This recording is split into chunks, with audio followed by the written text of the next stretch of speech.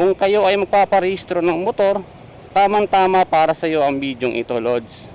Panoorin mo hanggang dulo para malaman mo kung magkano yung magagastos sa pagpaparehistro, ano yung mga proseso at kung ano yung chinecheck sa ating mga motor. So nandito na tayo sa LTO office mga Lods. Pagpasok mo nga pala dito, may sasalubong sa'yo, magtatanong kung meron ka ng emission test or meron ka ng insurance. Pag wala, ituturo ka dun sa dulo at may mag-a-assist sa'yo. Meron nga palang one-stop shop sa loob nito, ang pangalan ay Alicor. Sa Alicor, pwede ka na magpa-emission, pwede ka na magpa-insurance. Ang kailangan mo lang sa pagpaparehistro ay Xerox copy ng ORCR mo. At kukunin nyo nung mag-a-assist sa'yo. Pagkabigay ko ng Xerox copy kay kuya ay pina-Xerox niya pa ito, isang kopya pa daw ang kailangan. Pagpasok namin sa loob ng insurance office, pinaupo muna ako sandali at hintayin ko daw tawagin yung pangalan ko para magbabayad ng insurance. 560 nga pala ang insurance dito sa loob ng Alicor mga Lods. Kung buo ang pera nyo, huwag yung kalimutan ng sukli. Habang hinihintay nyo ang insurance, pwede na kayong dumiretso sa emission testing para magbayad.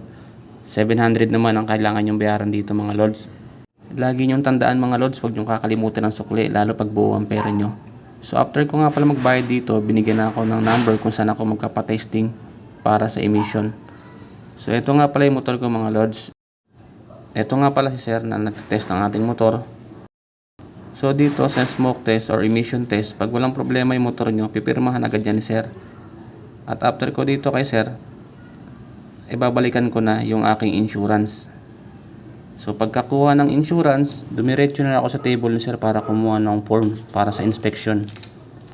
Pag meron ka ng form, sulatan mo naman ito ng pangalan mo at ng address mo. Yun lang ilalagay mga Lods. Tapos ibibigay mo lang sa inspector. Ito nga pala yung damit ng inspector mga Lods. May logo ng LTO sa gilid at nakakulay blue. So sila lang ang may karapatan ma-inspect ng iyong motor. So dyan, i-check nila lahat mga Lods.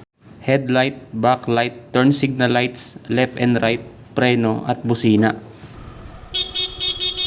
Kung lahat yan ay gumagana mga Lods, goods na goods ka na at pipirmahan na yan ni Sir.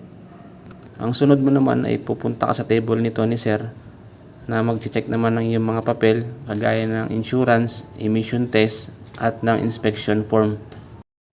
After mo magpapirma dyan kay Sir, dito ka naman sa next table bago ka pumasok sa registration office.